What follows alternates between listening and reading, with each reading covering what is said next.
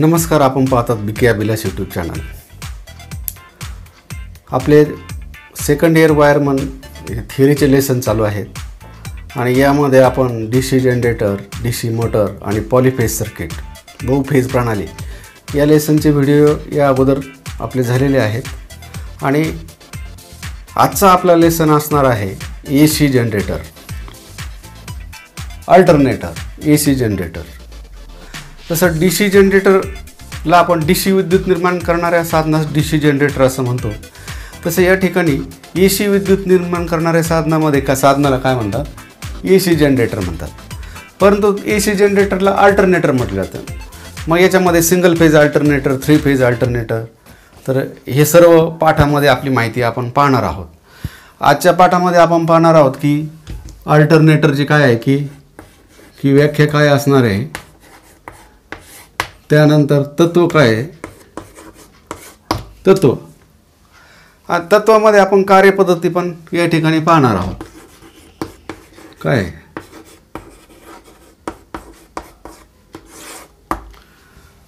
असे पॉईंट्स आपण या ठिकाणी माहिती घेणार आहोत आजच्या लेसनमध्ये.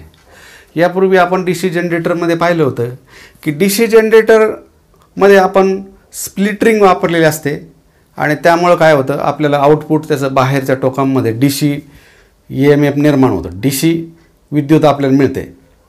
तसंच या ठिकाणी अल्टरनेटरमध्ये काय केलेलं असतं की स्लिप रिंग वापरलेले असतात आणि त्या स्लिप रिंगमुळं काय होतं की आपल्याला बाहेरच्या टोकांना AC सप्लाय मिळतं. हे आहे.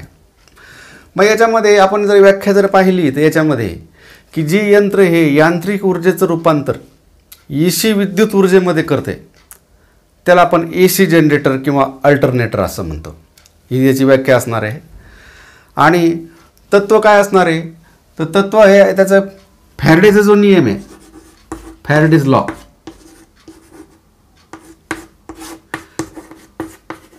फॅरेडेचं जे इलेक्ट्रोमॅग्नेटिक इंडक्शनचा जो नियम आहे त्या नियमावरतीच AC जनरेटर कार्य करते किंवा AC जनरेटरचं तत्व तेच आहे. फॅरेडेचं विद्युत निर्मितीचं तत्व तेच आहे.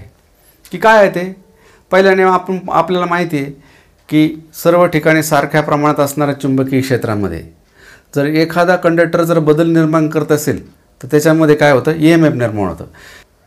बघा आता जसं या ठिकाणी आपण पाहूया,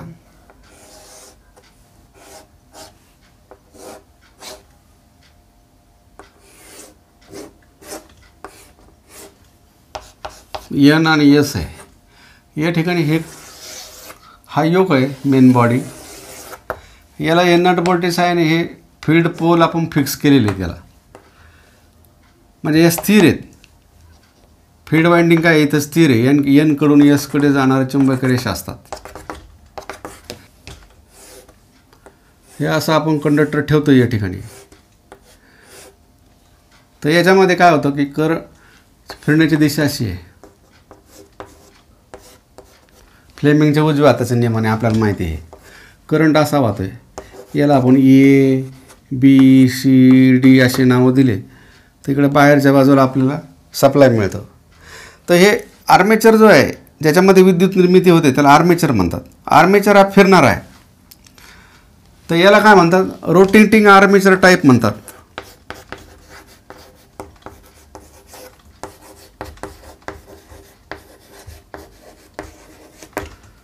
रोटेटिंग आर्मेचर टाईप असं आहे. रोटेटिंग म्हणजे फिरत आहे, आर्मेचर फिरत आहे, इथं फिरता आर्मेचर असं म्हणू आपण.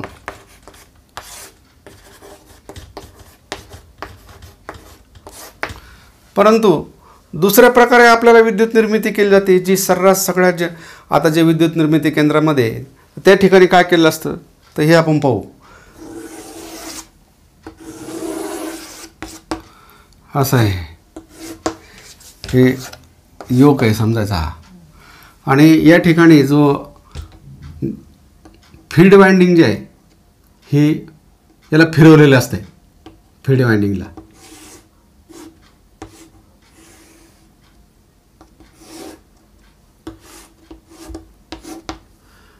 असं जर म्हटलं याला तर याला फिरवलेलं असते प्राइम मूवरच्या सहाय्याने.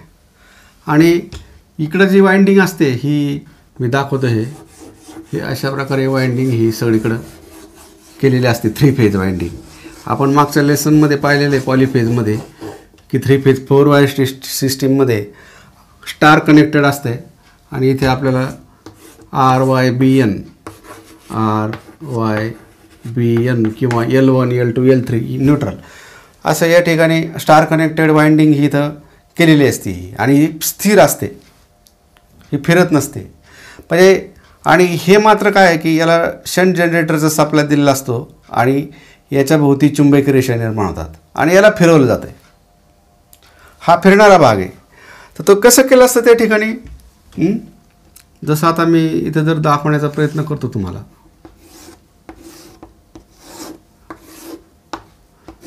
हे शाफ्ट आहे हा आणि इकडं जे आपला अल्टरनेटर आहे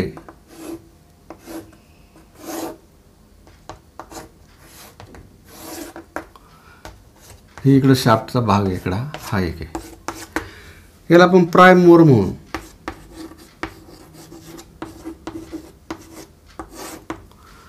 आणि हे अल्टरनेटर किंवा AC जनरेटर हे असं आहे आपलं AC जनरेटर.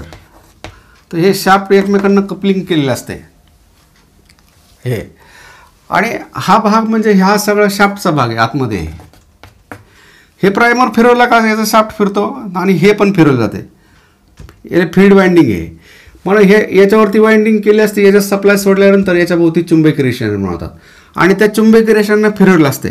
मग याला काय म्हणतात, रोटेटिंग मॅग्नेटिक फील्ड.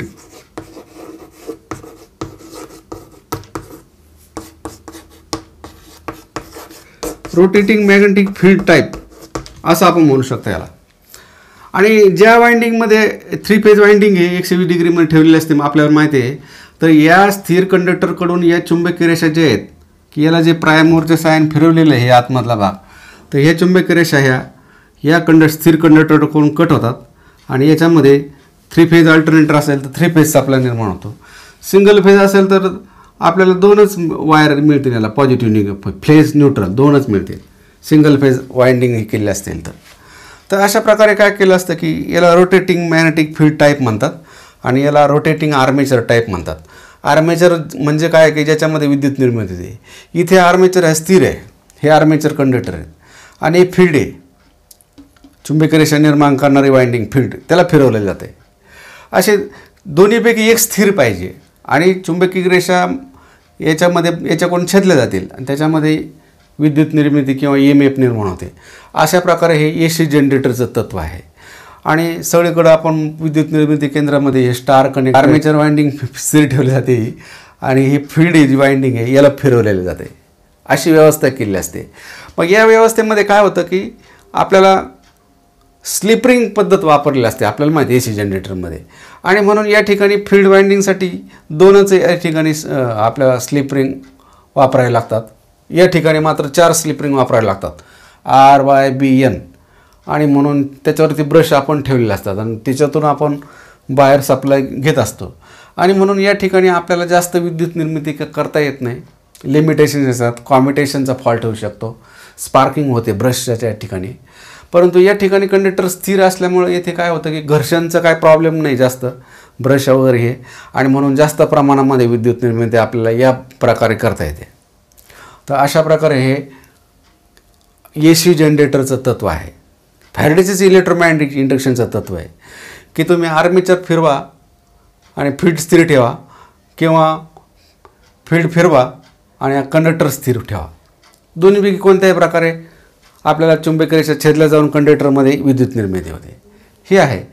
मग स्लिप रिंगची पद्धत काय आहे हे आपण थोडक्यामध्ये पाहूया. ह्या 2 स्लिप रिंग या वाइंडिंगला आपण जोडले असतात आणि स्लिप रिंग ही वाइंडिंग जी असते ती आर्मेचरवरती केलेली असते, फिरणाऱ्या भागावरती ही केलेली असते.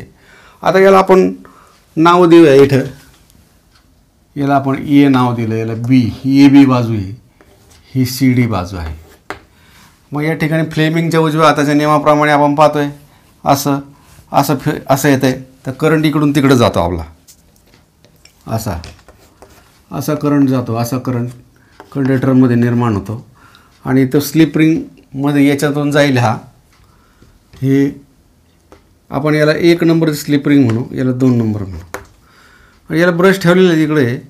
मग आपल्याला सप्लाय असा बाहेरच्या बाजूने इकडे हा असा लोडमध्ये जाईल आणि इकडून असा या स्लिप रिंगमध्ये सर्किट पूर्ण होईल आपलं. असा करंट जाईल. हे आहे लोड. या लोडला नाव दिले आपण एम आणि एल. तर एमकडून एलकडे करंट जातो आपला. हा येथे काय असतं की 90 अंशाची स्थिती असते, 90 अंशाची.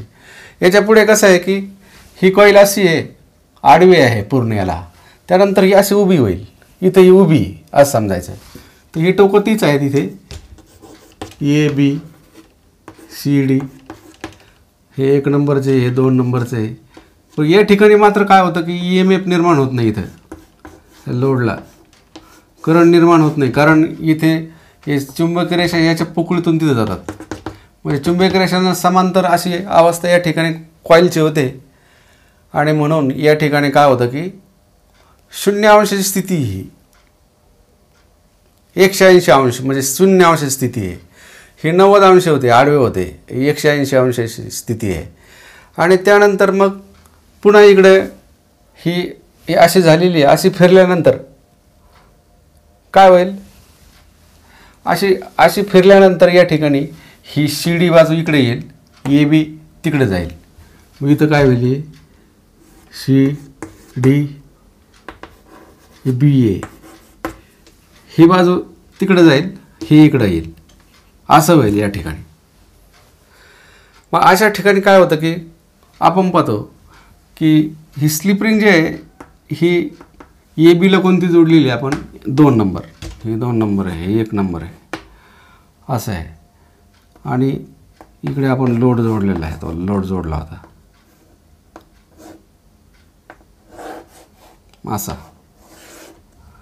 असा लोड जोडलेला आहे या ठिकाणी आपण. मग करंट कसा निर्माण होतो आपण पाहतो की इथे करंट असाच निर्माण होतो आतमध्ये. मग या ठिकाणी लोड आपला 90 अंश स्थिती. हे जर आलेखाच्या सहाय्याने आपण जर काढलं तर कसं येतं, इथे याचा जर आलेख काढण्याचा जर प्रयत्न केला आपण तर असं येतं की इथून हे 0 अंशाची स्थिती, म्हणजे ही 0 जर धरली पहिली स्टेप ही, तर इथे 0 अंशाला आहे. आणि नंतर हे इकडून इकडे जर गेलं समजा तर ते करंट वाढण्याचे असं इथे 90 अंशाची स्थिती निर्माण होते. इथं 90 आहे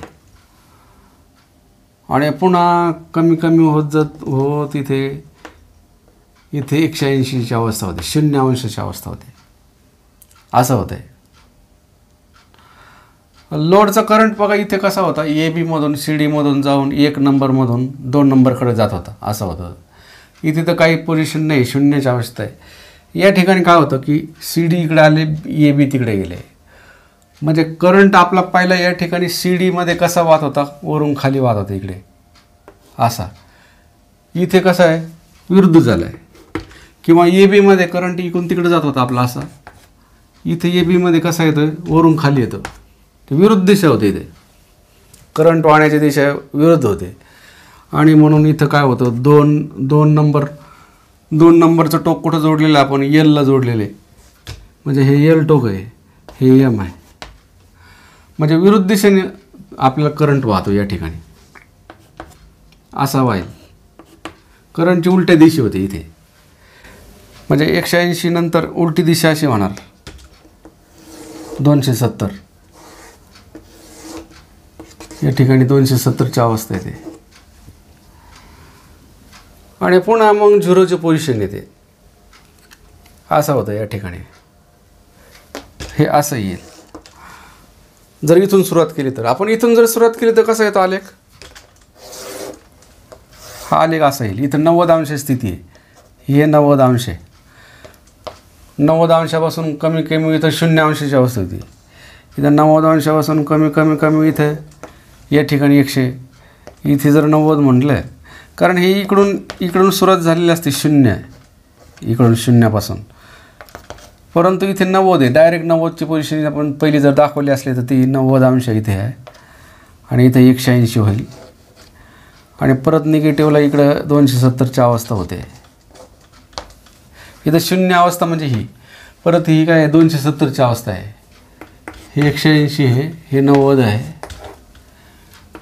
हे 270 निगेटिव्हकडं होते, विरुद्ध दिशा झाली. इथे करंटची दिशा बदलली नाही. इथं पाहिले आपण इकडं ही वर जात होते, ही जी विरुद्ध दिशा आहे. शिडीची या ठिकाणी खाली होती, इकडं वर आहे, असं आहे. आणि मग या ठिकाणी 270ची अवस्था होते इथं आणि पुन्हा मग या ठिकाणी काय होणार की हे याच्यासारखं होणार इथे पुन्हा, कारण टोकं हे बदलली जातील. आता 270 नंतर परत इकडं टोकं पहिल्यासारखी होतील, हे ABCD सारखी याच्यासारखे होतील. इथे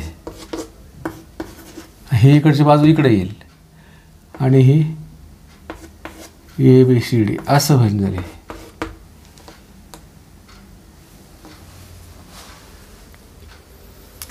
नाव असे द्यायला पाहिजे तिथे CD ABCD असं बनते. अशा अवस्था होते या ठिकाणी. पुन्हा 0ची पोझिशन येते इथं, 360ची पोझिशन.